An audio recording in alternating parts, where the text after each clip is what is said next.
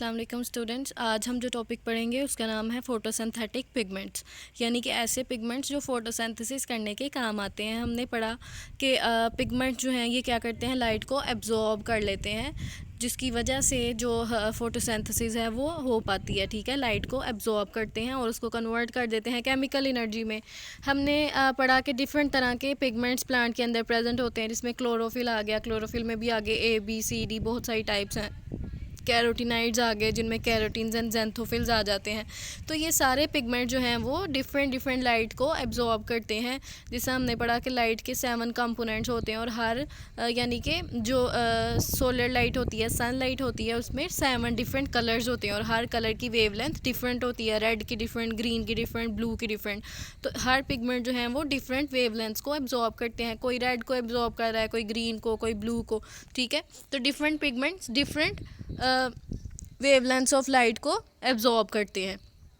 ठीक है, तो हम क्या कर लेते हैं, एक इंस्ट्रूमेंट है जिसका नाम है स्पेक्ट्रोफोटोमीटर। स्पेक्ट्रोफोटोमीटर ये जो इंस्ट्रूमेंट है ना, ये क्या करता है कि डिफरेंट पिगमेंट्स की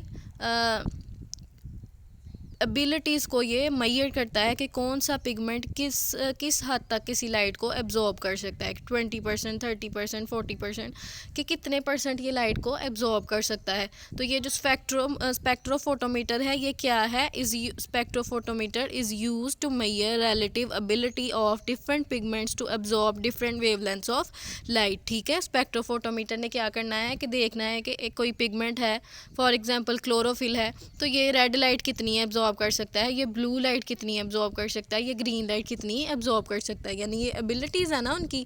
तो ये क्या करता है, मैयर करता है कि कौन से पिगमेंट के में जो डिफरेंट लाइट्स हैं उनको, डिफरेंट कलर्स ऑफ लाइट्स हैं, डिफरेंट वेवलेंथ्स, उनको एब्जॉर्ब करने की एबिलिटी कितनी है। ठीक है, तो इस स्पेक्ट्रोफोटोमीटर का डाटा लेके हम क्या कर लेते हैं, एक ग्राफ बना लेते हैं। उस ग्राफ को में हम क्या करते हैं, एक साइड पे हम पिगमेंट के बारे में लिखते हैं कि कौन सा पिगमेंट है, दूसरी साइड पे हम लिख देते हैं कि ये कौन कौन सी कौन कौन सी वेवलेंथ को किस हद तक एब्जॉर्ब कर सकता है। ठीक है, तो स्पेक्ट्रोफोटोमीटर का डाटा लेने के बाद जो हम ग्राफ बनाते हैं उसको हम बोलते हैं एब्जॉर्प्शन स्पेक्ट्रम।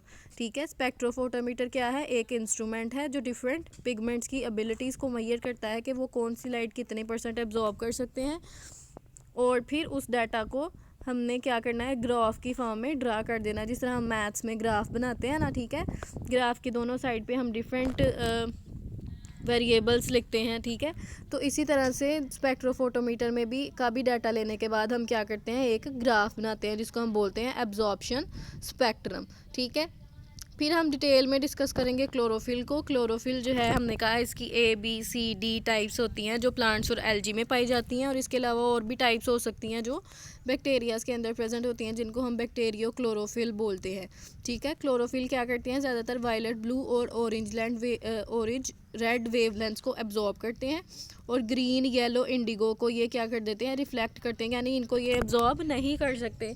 इसीलिए क्लोरोफिल जो है वो ग्रीन कलर का दिखाई देता है, क्योंकि ये ग्रीन लाइट को एब्जॉर्ब नहीं करता, उसको ट्रांसमिट कर देता है। तो येलो को भी तो ट्रांसमिट करता है ना, तो फिर क्लोरोफिल येलो कलर का क्यों नहीं होता, इसलिए क्योंकि जो ग्रीन कलर है वो येलो कलर को मास्क कर देता है, उसके असर को ये छुपा देता है, हाइड कर देता है, उसके असर को दबा देता है। ठीक है, तो इसीलिए क्लोरोफिल जो है वो ओवरऑल ग्रीन कलर का दिखाई देता है। क्लोरोफिल के अगर हम स्ट्रक्चर की बात करें, क्लोरोफिल का जो स्ट्रक्चर है, क्लोरोफिल के स्ट्रक्चर के 2 पार्ट्स होते हैं, एक होता है हेड वाला रीजन और एक होता है टेल वाला रीजन। जो हेड वाला रीजन है ना, यहाँ पे हमने हेड वाला रीजन ड्रॉ किया है। हेड वाला रीजन जो है उसके सेंटर में प्रेजेंट होता है एक मैग्नीशियम का एटम। ठीक है, मैग्नीशियम का एटम दिखाई दे रहा है। अब मैग्नीशियम एटम के साथ अटैच्ड हैं 4 नाइट्रोजन के एटम्स। सेंटर में मैग्नीशियम एटम और उसके साथ अटैच्ड हैं 4 नाइट्रोजन एटम्स, और हर नाइट्रोजन एटम के साथ अटैच्ड है एक रिंग, यानी कि टोटल 4 रिंग्स प्रेजेंट हैं हेड वाले रीजन में। हेड वाले रीजन को हम बोलते हैं पोरफायरिन रिंग, जिसके अंदर 4 छोटे छोटे और रिंग्स होते हैं जिनको हम बोलते हैं पायरोल रिंग्स। सेंटर में मैग्नीशियम है, 4 नाइट्रोजन एटम्स अटैच हैं मैग्नीशियम के साथ, और नाइट्रोजन के साथ अटैच हैं 4 रिंग की तरह के स्ट्रक्चर्स। ठीक है, फिर क्या होता है, स्ट्रक्चर हम ड्रॉ कर रहे हैं हेड का। हेड वाले रीजन का हमने कहा क्लोरोफिल के दो पार्ट्स हैं, एक हेड और एक टेल। तो जो हेड वाला रीजन है वो कैसा है, उसके सेंटर में मैग्नीशियम है, 4 नाइट्रोजन एटम्स हैं, 4 रिंग की तरह के स्ट्रक्चर्स हैं। अब उन्हीं रिंग के स्ट्रक्चर को हमने आपस में मिला दिया है, ठीक है। पिछले स्टेप में देखें 4 पहले हमने रिंग्स बनाए, नेक्स्ट स्टेप में हमने उन रिंग्स को क्या कर दिया, आपस में मिला दिया, ठीक है। और जहाँ जहाँ पे डबल बॉन्ड प्रेजेंट है वहाँ पे डबल बॉन्ड बना दिया। ये हेड वाला रीजन हम बना रहे हैं। और फिर ये जो एक रिंग की तरह का स्ट्रक्चर बन गया जिसमें 4 रिंग्स थे, 1 2 3 4 पायरोल रिंग्स हैं, उनके साथ डिफरेंट ग्रुप्स भी अटैच्ड हैं, जैसे कि कोई मिथाइल ग्रुप, इथाइल ग्रुप वगैरह अटैच्ड हैं, ठीक है। और इसी तरह जो सेकंड वाला रिंग है उसके ऊपर आपको एक आर ग्रुप दिखाई दे रहा होगा, ठीक है। ये आर ग्रुप जो है ये डिफरेंट तरह के क्लोरोफिल्स में वेरी कर सकता है। क्लोरोफिल ए में ये आर ग्रुप डिफरेंट होगा, यानी मिथाइल होगा फॉर एग्जांपल। क्लोरोफिल बी में ये डिफरेंट होगा, क्लोरोफिल सी में डिफरेंट होगा, क्लोरोफिल डी में डिफरेंट होगा। बाकी स्ट्रक्चर जो है ना क्लोरोफिल का वो इसी तरह का होगा। सेंटर में मैग्नीशियम, 4 नाइट्रोजन एटम, 4 रिंग्स हैं उनके साथ, ठीक है। और रिंग्स जो हैं वो आपस में कनेक्टेड हैं और इनके साथ डिफरेंट ग्रुप्स अटैच्ड हैं, ठीक है। जैसे ये देखें कि सेंटर में मैग्नीशियम, 4 नाइट्रोजन एटम्स हैं और हमने 4 उनके साथ रिंग्स बनाई हैं और सेकंड वाले रिंग के साथ एक आर ग्रुप है, ठीक है। हेड वाला रीजन। फिर हमने क्या किया, उन रिंग्स को आपस में कनेक्ट कर दिया। और अब अगर रिंग नंबर 3 पे अगर आप देखें तो एक टेल की तरह का स्ट्रक्चर उसके साथ अटैच्ड है, रिंग नंबर 3, ठीक है। तो वहाँ पे एक टेल की तरह का स्ट्रक्चर अटैच्ड है। तो जिस तरह हमने कहा कि क्लोरोफिल जो है इसके 2 पार्ट्स होते हैं, एक हेड और एक टेल। तो हेड वाला स्ट्रक्चर हमने डिटेल में पढ़ लिया और साथ में इसके अटैच्ड है टेल। तो ओवरऑल जो क्लोरोफिल का स्ट्रक्चर है ना वो इस तरह से है। इसके साथ और भी ग्रुप्स होते हैं जिसको हम अपनी आसानी के लिए, अगर आप स्टूडेंट्स इतना भी क्लोरोफिल का मॉलिक्यूल ड्रॉ कर लेते हैं तो वो वेल एंड गुड होगा, ठीक है। एक हेड वाला रीजन है, गौर से देखें क्लोरोफिल के 2 पार्ट्स हैं, एक हेड वाला रीजन और दूसरा टेल वाला रीजन, ठीक है।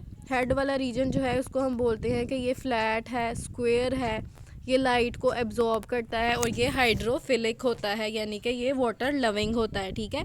हेड वाले रीजन में क्या है, सेंटर में मैग्नीशियम, 4 नाइट्रोजन एटम्स और 4 पायरोल रिंग्स, ठीक है।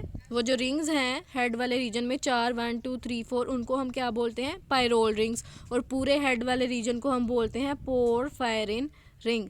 हेड वाले रीजन को हम क्या कहते हैं, पोरफायरिन रिंग, जिसमें फर्दर 4 पायरोल रिंग्स होते हैं। और सेकंड वाला जो पायरोल रिंग है वहाँ पे आर ग्रुप अटैच्ड है और थर्ड वाला जो पायरोल रिंग है उसके साथ अटैच्ड है टेल। जो टेल है उसको हम फाइटोल भी बोलते हैं, ठीक है। जिस हेड को हम पोरफायरिन रिंग कहते हैं इसी तरह टेल को हम फाइटोल भी बोलते हैं। टेल का अगर हम फार्मूला देखें तो वो है C20H39, मतलब इसमें कार्बन के 20 एटम्स हैं और हाइड्रोजन के 39 एटम्स हैं, ठीक है।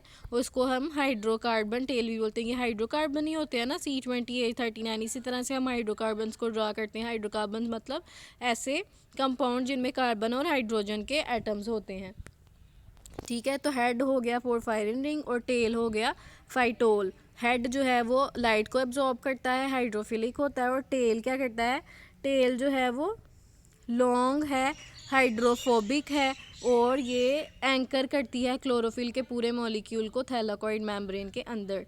अगर आपको याद हो शुरू वाले चैप्टर्स में जब हमने क्लोरोप्लास्ट पढ़ा था तो हमें पता है कि थैलाकॉइड मेम्ब्रेन्स जो पाइल ऑफ थैलाकॉइड्स थी उनके टॉप के ऊपर क्लोरोफिल का मॉलिक्यूल प्रेजेंट होता था।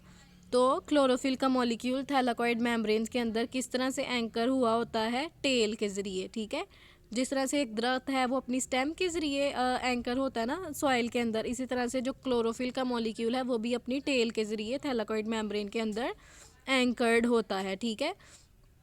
तो लाइट अब्जॉर्ब करने का काम है हेड का और टेल का काम है पूरे क्लोरोफिल के मॉलिक्यूल को थैलाकॉइड मेम्ब्रेन के अंदर एंकर करना, ठीक है। तो ये है ओवरऑल क्लोरोफिल का स्ट्रक्चर जिसमें हेड और टेल वाला स्ट्रक्चर है। हेड किस तरह हमने ड्रॉ करना है हमने डिटेल में समझ लिया, ठीक है। पहले आप मैग्नीशियम एटम बनाए, साथ में 4 नाइट्रोजन एटम्स बनाए, फिर जिस तरह से ये रिंग बने हुए हैं इस तरह से रिंग्स बनाए। सेकंड कार्बन पे आर ग्रुप लिखें, उन रिंग्स को फिर हमने क्या कर देना है, आपस में कनेक्ट कर देना है।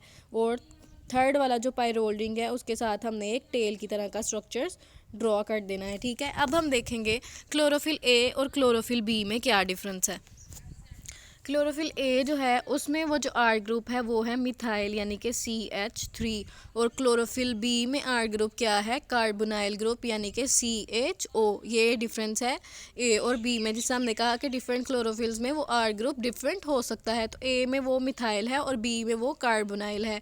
फार्मूला अगर हम देखें क्लोरोफिल ए का वो है C55H72O5N4 और एक मैग्नीशियम का एटम। और क्लोरोफिल बी का फार्मूला अगर हम देखें तो C55H70O6N4 और मैग्नीशियम। ठीक है, हाइड्रोजन और ऑक्सीजन के एटम्स के नंबर में डिफरेंस है सिर्फ। ठीक है, ये MCQ के पॉइंट ऑफ व्यू से बहुत इंपॉर्टेंट है। ये फार्मूलाज आपने अच्छे तरीके से याद रखने हैं। क्लोरोफिल ए का अगर हम कलर देखें तो वो ब्लू कलर का होता है। क्लोरोफिल बी जो है वो, क्लोरोफिल ए ब्लू ग्रीन है और क्लोरोफिल बी येलो ग्रीन है।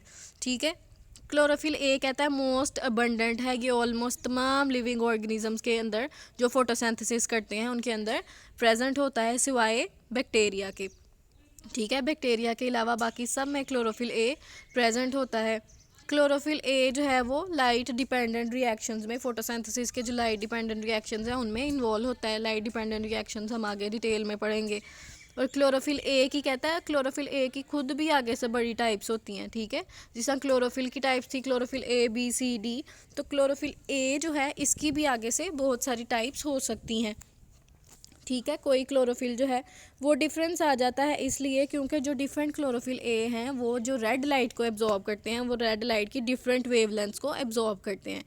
रेड लाइट की वेवलेंथ 670 to 700 नैनोमीटर तक वेवलेंथ होती है रेड लाइट की। कोई 670 नैनोमीटर है, कोई 680 है, कोई 690 है, कोई 700 नैनोमीटर है। तो रेड लाइट की डिफरेंट वेवलेंथ्स होती हैं।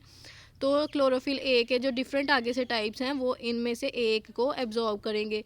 कोई क्लोरोफिल ए का जो मॉलिक्यूल होगा वो 670 नैनोमीटर वेवलेंथ को एब्जॉर्ब करता होगा, कोई 680 को एब्जॉर्ब करता होगा, कोई 690 को, कोई 700 को।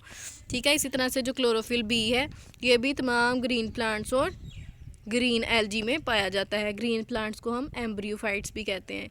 क्यों? क्योंकि हमें पता है कि प्लांट जब रिप्रोडक्शन करते हैं, फर्टिलाइजेशन होती है तो जाइगोट से एम्ब्रियो बनता है, इसलिए ग्रीन प्लांट्स को हम एम्ब्रियोफाइट्स भी कह सकते हैं। ठीक है, तो ये क्लोरोफिल ए और बी में डिफरेंस है जो कि शॉर्ट क्वेश्चन के तौर पे आपसे पूछा जा सकता है।